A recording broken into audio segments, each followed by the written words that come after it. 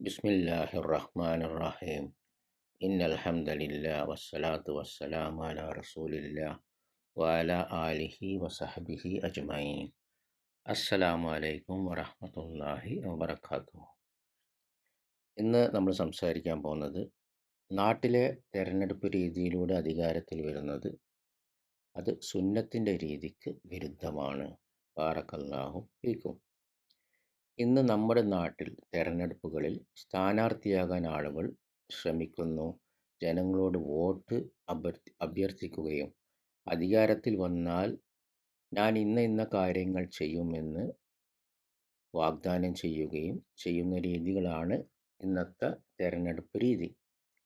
അധികാരം നേടുന്നതിനായി പ്രചാരണം നടത്തുകയും പിന്തുണ തേടുകയും ചെയ്യുന്നു.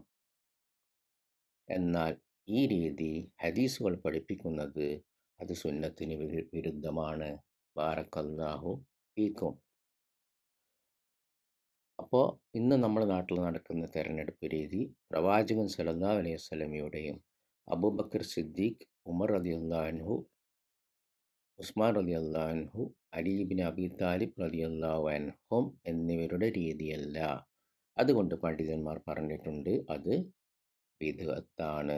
ബാറക്കല്ലാഹു ഫീക്കും. കാരണം നബി സല്ലല്ലാഹു അലൈഹി വസല്ലം വ്യക്തമായി നമ്മളെ പഠിപ്പിച്ചിട്ടുണ്ട്, അലൈക്കും ബിസുന്നത്തി വസുന്നത്തു ഖുലഫാഉർ റാഷിദി അൽ മഹദിയീൻ.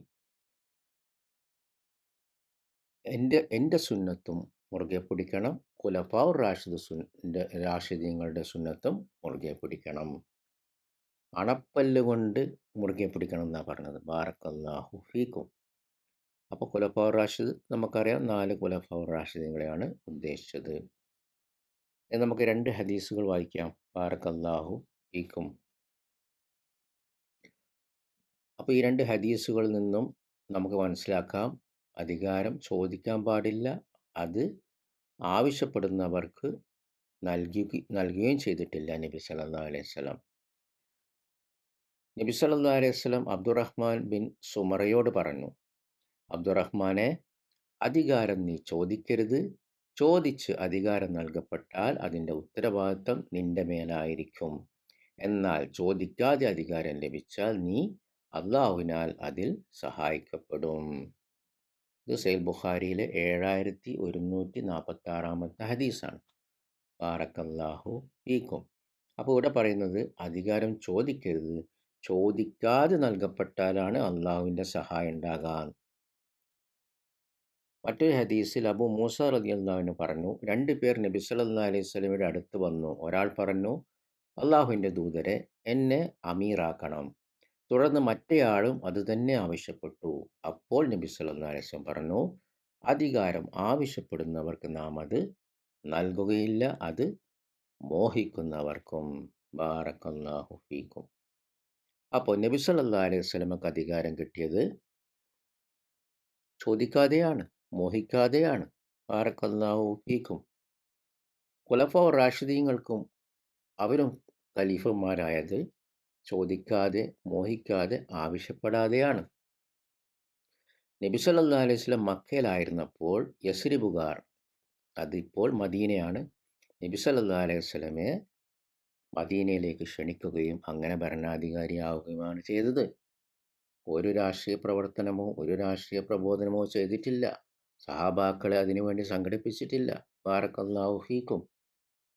ഇതാ എനിക്ക് വഹി ലഭിച്ചിട്ടുണ്ട്, എനിക്ക് അധികാരം ലഭിക്കും, അതുകൊണ്ട് നിങ്ങൾ എന്നെ നേതാവാക്ക്, എന്നെ ഭരണാധികാരിയാക്ക്, ഞാൻ നിങ്ങൾക്കൊരു നല്ല ഇസ്ലാമിക ഭരണം തരാം എന്നൊന്നും നബി സല്ലല്ലാഹു അലൈഹി വസല്ലം പറഞ്ഞിട്ടില്ല.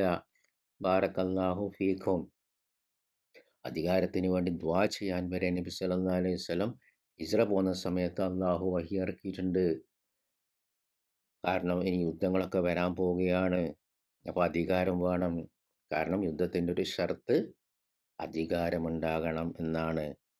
ബാറക്കല്ലാഹു ഫീക്കും. എന്നാൽ സഹാബാക്കളും രാഷ്ട്രീയ പ്രവർത്തനമോ പ്രബോധനമോ ഒന്നും ചെയ്യാതെയാണ് അവരൊക്കെ ഖലീഫമാരായത്. ബാറക്കല്ലാഹു ഫീക്കും.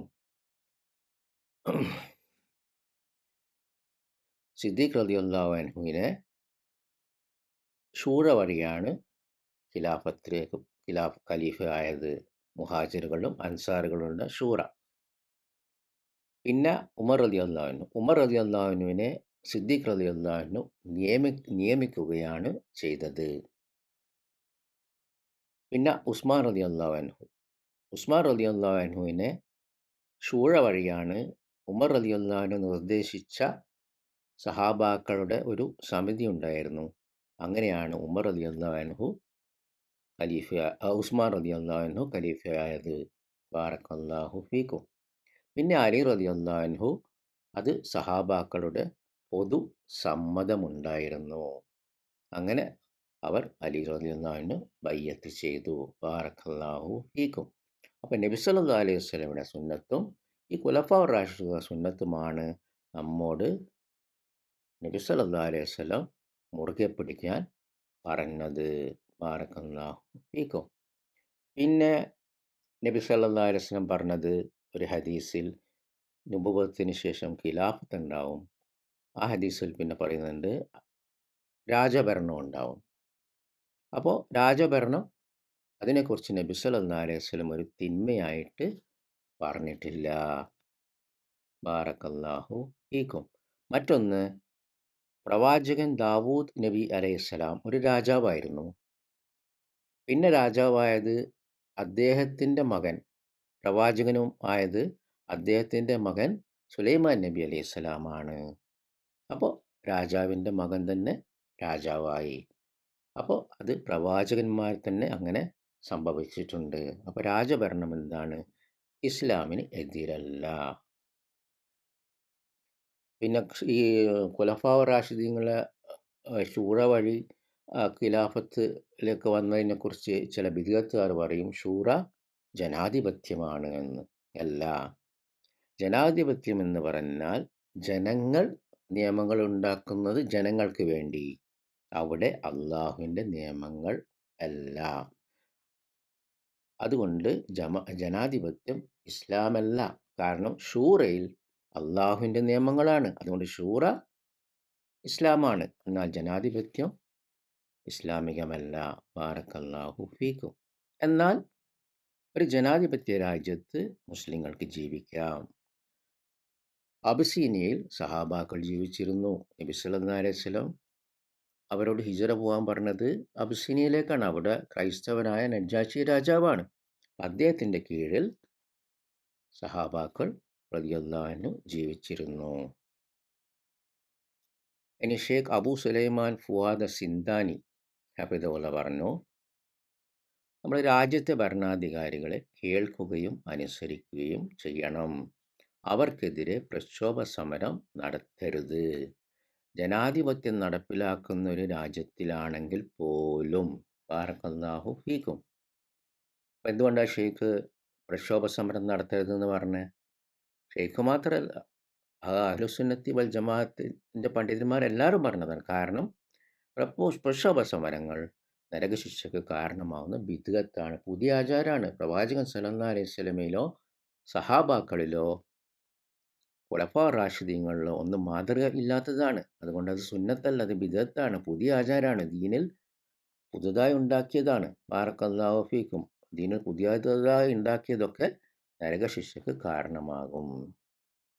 അപ്പോൾ ജനാധിപത്യം നടപ്പിലാക്കുന്ന ഒരു രാജ്യത്തിലാണെങ്കിൽ പോലും പ്രക്ഷോഭ സമരങ്ങൾ നടത്തരുത്. ആ രാജ്യത്തെ ഭരണാധികാരികൾ നമ്മൾ കേൾക്കുകയും അനുസരിക്കുകയും വേണം. ബാറക്കല്ലാഹു ഫീക്കും.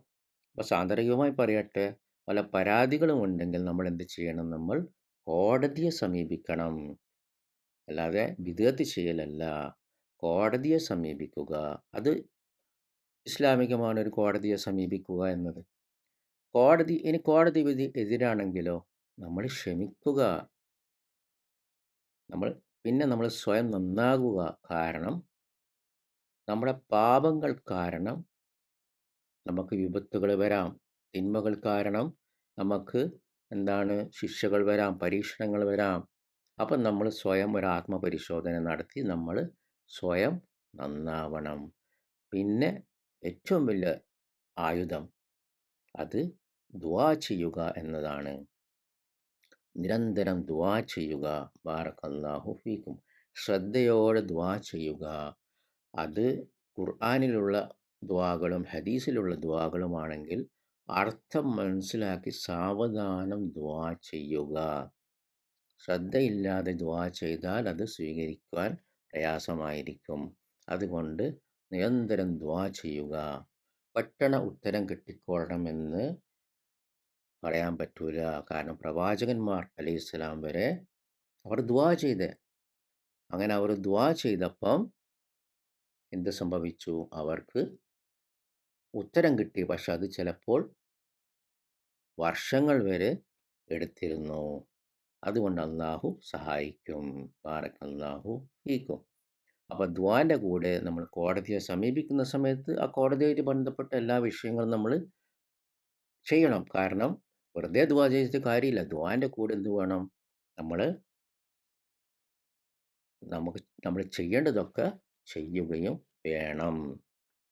ഇനി നമ്മളിപ്പോൾ ഇന്ത്യ എന്നിട്ട് പിന്നെ ഷെയ്ഖ് പറയാണ് ഹഫിദഹുല്ല, നമ്മൾ ഈ രാജ്യത്തിൻ്റെ ഇസ്ലാമിൻ്റെ നിയമനിർമ്മാണത്തിന് വിരുദ്ധമല്ലാത്ത നിയമങ്ങൾ അനുസരിക്കുകയും ചെയ്യണം.